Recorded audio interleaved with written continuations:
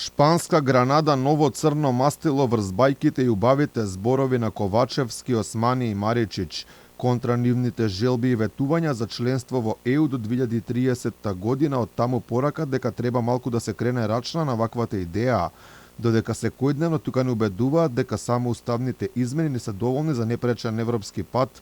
Од Холандија ни стигнува сосем друга порака. Поранешниот амбасадор Ристо Никовски за Алфа вели дека ЕУ јасно ни порачува дека проширувањето не е тема. Разликата била што првпат било ставено на маса, но според него тоа не е поради Западен Балкан, туку поради Украина. Пораката од Гренада е многу јасна. Проширување нема да има. Или ќе има кој знае кога.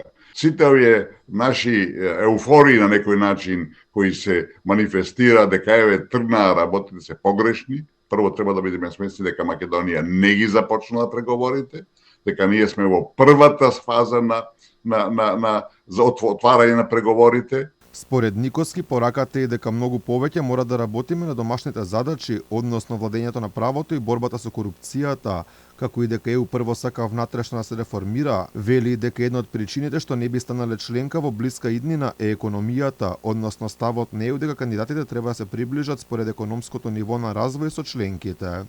Кандидатите БДП-то по жител е некаде 5-6-7 илјади максимум евра, а во Европското не е 35 илјади. Значи, дека не стигнеш 20 илјади, не си компатибилен. Во сегашниот момент, од 27 членки, 18 членки се нето корисници на фондовите на Унијата, а 9 земји се нето контрибутори. Инаку холандскиот премиер Марк Руте одбира даде временски рок за проширувањето на Унијата, велејќи дека се ќе зависи од исполнувањето на условите. Не се согласува многу со тој датум, прашањето не е кога, прашањето е дали земјите ќе бидат подготвени.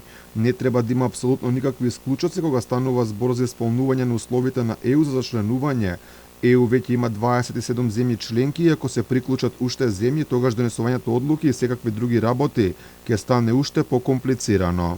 Дека сакал побрзо проширување, порача и човекот кој предложи ЕУ во повеќе брзини Емануел Макрон, но и тој порача дека за тоа се уште немало консензус меѓу земјите членки.